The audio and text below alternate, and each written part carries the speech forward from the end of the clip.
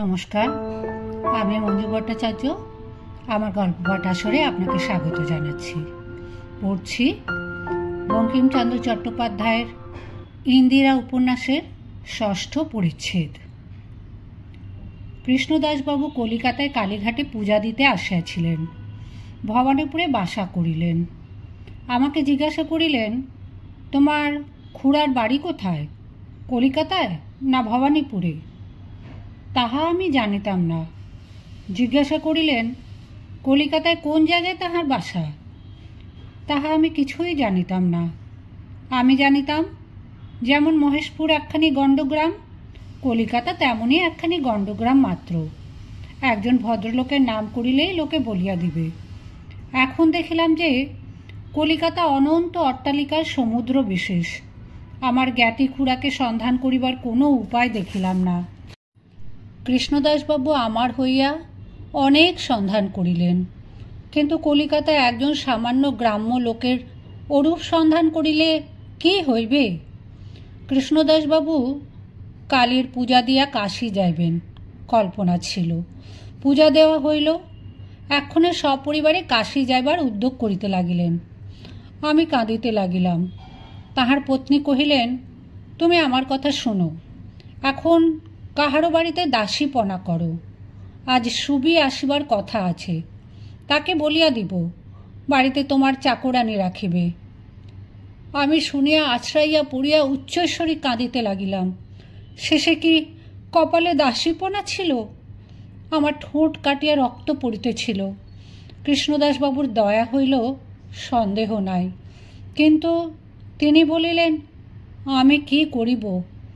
সে কথা সত্য, তিনি কি করিবেন? আমার কপাল।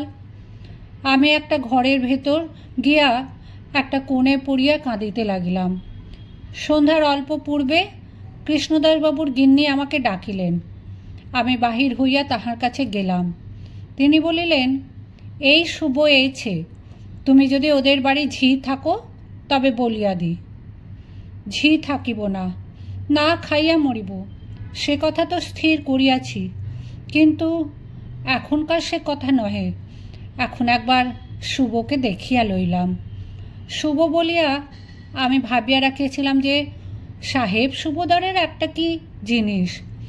আমি তখন পাড়াগে মেয়ে, দেখিলাম তা নয়, একটি স্ত্রীলোক, দেখিবার মতো সামগ্রী। অনেক দিন এমন ভালো সামগ্রী কিছু দেখি নাই। মানুষটি বয়সী হইবে, রং আমা অপেক্ষা যে ফর্সা তাও নয়, বেশভূষা এমন কিছু নয়। কানে গোটা কতক মাকড়ি, হাতে বালা, গলায় চিক, একখানা কালো পেরে কাপড় পরা, তাতেই দেখিবার সামগ্রী। এমন মুখ দেখি নাই, যেন পদ্মটি ফুটিয়া আছে। চারিদিক হইতে সাপের মতো কোঁকড়া চুলগুলো ফনা তুলিয়া পদ্মটা ঘেরিয়াছে। খুব বড় বড় চোখ, কখনো স্থির কখনো হাসিতেছে। ঠোঁট দুইখানি পাতলা রাঙা টুকটুকে ফুলের পাপড়ির মতন উল্টানো। মুখখানি ছোট, সব শুধু যেন একটি ফুটন্ত ফুল। গড়ন পিটন কীরকম তাহা ধরিতে পারিলাম না। আম গাছের যে ডাল কুচিয়া যায়, সে ডাল যেমন বাতাসে খেলে, সেই রকম তাহার সর্বাঙ্গ খেলিতে লাগিল। যেমন নদীতে ঢেউ খেলে, তাহার শরীরে তেমনই কি একটা খেলিতে লাগিল। আমি কিছু ধরিতে পারিলাম না। তার মুখে কি একটা যেন মাখানো ছিল, তাহাতে আমাকে জাদু করিয়া ফেলিল। পাঠককে স্মরণ করিয়া দিতে হইবে না যে আমি পুরুষ মানুষ নহি, মেয়ে মানুষ। নিজেও একদিন একটু সৌন্দর্য গর্বিতা ছিলাম। শুভর সঙ্গে একটি 3 বছরের ছেলে, সেটিও তেমনই একটি আধফুটন্ত ফুল। উঠিতেছে, পড়িতেছে, বসিতেছে, খেলিতেছে, হেলিতেছে, দুলিতেছে, নাচিতেছে, দৌড়াইতেছে, হাসিতেছে, বকিতেছে, মারিতেছে, সকলকে আদর করিতেছে। আমি অনিমেষ লোচনে শুভকে ও তার ছেলেকে দেখিতেছে দেখিয়া কৃষ্ণদাসবাবুর গৃহিণী চটিয়া উঠিয়া বলিলেন, কথার উত্তর দাও না যে, ভাবো কি? আমি জিজ্ঞাসা করিলাম, উনি কে? গৃহিণী ঠাকুরানী ধমকাইয়া বলিলেন, তাও কি বলিয়া দিতে হইবে? অশুভ, আর কে? তখন শুভ একটু হাসিয়া বলিল, তা মাসিমা, একটু বলিয়া দিতে হয় বই কি, উনি নতুন লোক, আমায় চেনেন না। এই বলিয়া শুভ আমার মুখপানে চাহিয়া বলিল, আমার নাম সুভাষিনী গো, ইনি আমার মাসিমা, আমাকে ছেলেবেলা থেকে ওরা শুভও বলেন। তারপর কথার সূত্রটা গৃহিণী নিজ হস্তে তুলিয়া লইলেন। বলিলেন, কলিকাতার রাম দত্তের ছেলের সঙ্গে ওর বিয়ে হয়েছে, তারা বড় মানুষ, ছেলেবেলা থেকে ও শ্বশুরবাড়িই থাকে, আমরা কখনো দেখিতে পাই না। আমি কালীঘাটে এসেছি শুনে আমাকে একবার দেখা দিতে এসেছে। ওরা বড় মানুষ, বড় মানুষের বাড়ি তুমি কাজকর্ম করিতে পারিবে তো? আমি হরমোহন দত্তের মেয়ে, টাকার গতিতে শুইতে চাহিয়াছিলাম। আমি বড় মানুষের বাড়ি কাজ করিতে পারিব তো? আমার চোখে জলও আসিল, মুখে হাসিও আসিল।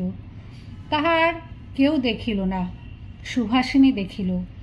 গৃহিণীকে বলিল, আমি একটু আড়ালে সে সকল কথা ওকে বলি গে, যদি উনি রাজি হন তবে সঙ্গে করিয়া লইয়া যাইব। এই বলিয়া সুভাষিনী আমার হাত ধরিয়া টানিয়া একটা ঘরের ভেতর লইয়া গেল। সেখানে কেহ ছিল না, কেবল ছেলেটি মার সঙ্গে সঙ্গে দৌড়াইয়া গেল। একখানা তক্তপোষ পাতা ছিল, সুভাষিনী তাহাতে বসিল, আমাকে হাত ধরিয়া টানিয়া বসাইল।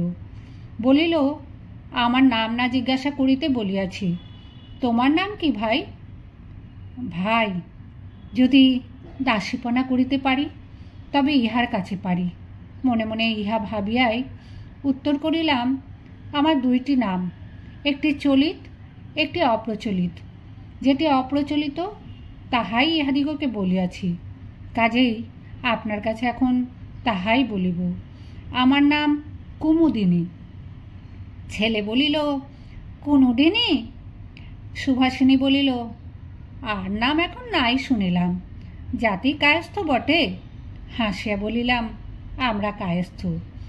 সুভাষিনী বলিল, কার মেয়ে, কার বউ, কোথায় বাড়ি তাহা এখন জিজ্ঞাসা করিব না, এখন যাহা বলিব তাহা শুনো। তুমি বড় মানুষের মেয়ে তাহা আমি জানিতে পারিয়াছি, তোমার হাতে গলায় গহনার কালি আজিও রহিয়াছে। তোমাকে দাসীপনা করিতে বলিব না। তুমি কিছু কিছু রাঁধিতে জানো নাকি? আমি বলিলাম, জানি, রান্নায় আমি পিত্রালয়ে যশস্বিনী ছিলাম। সুহাসিনী বলিল, আমাদের বাড়িতে আমরা সকলেই রাঁধি। মাঝখান থেকে ছেলে বলিল, মা, আমিও দাদি। তবু কলিকাতা রেওয়াজ মতো একটা পাচিকাও আছে, সে মাগিটা বাড়ি যাইবে। ছেলে বলিল, তো মা বালি দাই। এখন মাকে বলিয়া তোমাকে তার জায়গায় রাখাইয়া দিব। তোমাকে রাঁধুনির মতো রাঁধিতে হইবে না, আমরা সকলেই রাঁধিব। কারো সঙ্গে তুমি 2-1 দিন রাঁধিবে, কেমন, রাজি? ছেলে বলিল, আজি, ও আজি। মা বলিল, তুই পাজি। ছেলে বলিল, আমি বাবু, বাবা পাজি। অমন কথা বলতে নেই বাবা। এই কথা ছেলেকে বলিয়া আবার মুখপানে চাহিয়া হাসিয়া সুভাষিনী বলিল, নিত্যই বলে। আমি বলিলাম, আপনার কাছে আমি দাসীপনা করিতেও রাজি। আপনি কেন বলো ভাই, বলো তো মাকে বলিও। সেই মাকে লইয়া একটু গোল আছে, তিনি একটু খিটখিটে, তাকে বশ করিয়া লইতে হইবে। তা তুমি পারিবে, আমি মানুষ চিনি। কেমন, রাজি? আমি বলিলাম, রাজি না হইয়া কি করি, আমার আর উপায় নাই। আমার চক্ষুতে আবার জল আসিল। সে বলিল, উপায় নাই কেন? র ভাই, আমি আসল কথা ভুলিয়া গিয়াছি, আমি আসিতেছি। সুভাষিনী ভোঁ করিয়া ছুটিয়া মাসির কাছে গেল। বলিল, হা গা, ইনি তোমাদের কে গা? ওইটুকু পর্যন্ত আমি শুনিতে পাইলাম। তার মাসি কি বলিলেন তাহা শুনিতে পাইলাম না। বোধ হয় তিনি যতটুকু জানিতেন তাহাই বলিলেন। বলা বাহুল্য, তিনি কিছুই জানিতেন না। পুরোহিতের কাছে যতটুকু শুনিয়াছিলেন ততটুকু পর্যন্ত।